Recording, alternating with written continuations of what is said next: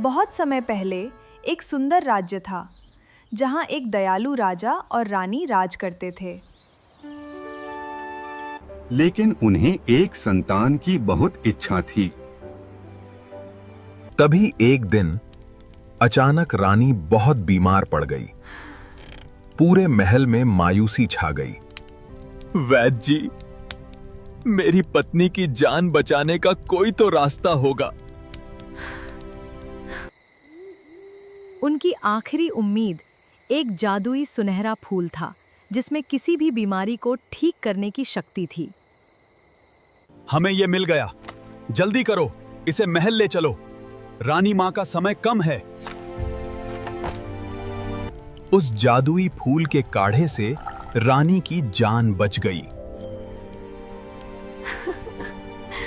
और कुछ ही समय बाद एक सुंदर राजकुमारी का जन्म हुआ, जिसके बाल उस जादुई फूल की तरह सुनहरे थे। हमारी प्यारी रैपेंजल, हमारा सबसे कीमती खजाना। लेकिन उस जादुई फूल का राज एक बूढ़ी औरत जानती थी, मदर गोथेल। वो फूल की शक्ति से हमेशा जवान रहती थी। फूल चमके, शक्ति दे, मेरी जवानी कभी। जब फूल गायब हो गया तो गोथेल को पता चला कि उसकी शक्ति अब रैपेंजल के सुनहरे बालों में है। अगर मुझे जवान रहना है तो ये बच्ची मेरी होगी।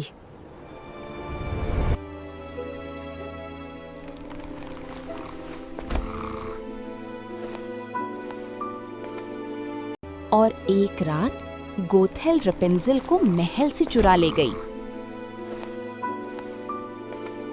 गोथेल रैपेंजल को जंगल के बीच बने एक ऊंचे टावर में ले आई।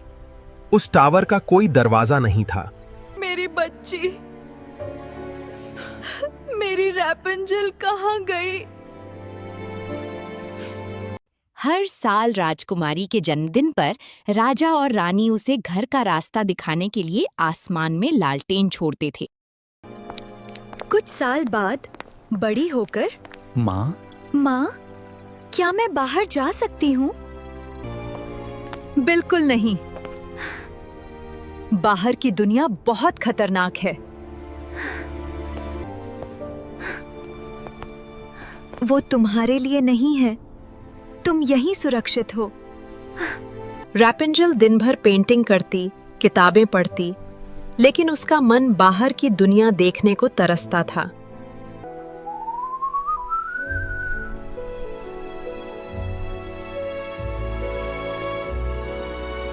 एक दिन राज्य का चोर फ्लिन राइडर सैनिकों से बचते बचाते उसी टावर तक पहुंच गया। जैसे ही फ्लिन अंदर आया, रैपेंजल ने उसे तवे से मार दिया। आउच! ये क्या था? तुम कौन हो? मैं एक यात्री हूँ। झूठ! तुम चोर हो। अगर तुम मुझे उन आसमान वाली रोशनियों तक ले जाओगे, तभी मैं तुम्हें छोड़ूंगी। क्या? वो तो राज्य का त्योहार है। हाँ या नहीं? ठीक है, लेकिन पहले ये तवा नीचे रखोटे।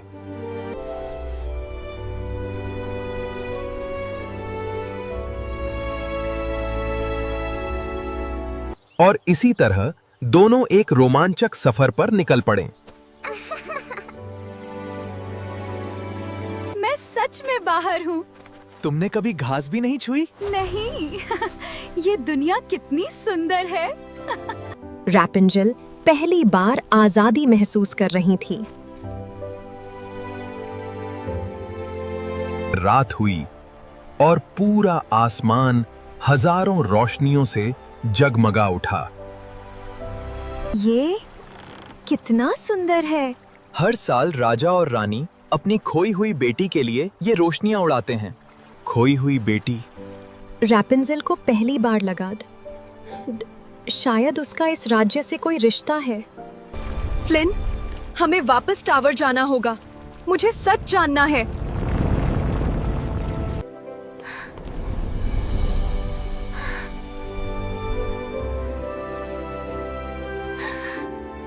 रैपेंजल को याद आया क्योंकि वही चिन्ह जो उसके टावर में बना था पूरे राज्य का राज चिन्ह था। मैं ही खोई हुई राजकुमारी हूँ। नहीं, तुम मेरी हो। तुमने मुझसे झूठ बोला। गोथल ने फ्लिन को घायल कर दिया। रैपुंजेल, तुम्हें आजाद होना होगा। फ्लिन ने रैपुंजेल के जादुई बाल काट दिए।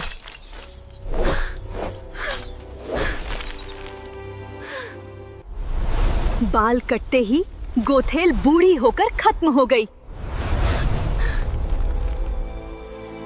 गोथेल के खत्म होते ही रपंजल आखिरकार आजाद हो गई। रैपुंजेल अपने असली माता पिता से मिली। पूरा राज्य खुशी से झूम उठा।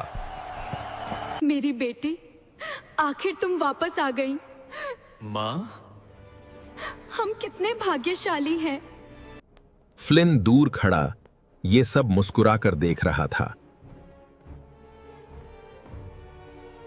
तो अब तुम सच में राजकुमारी हो।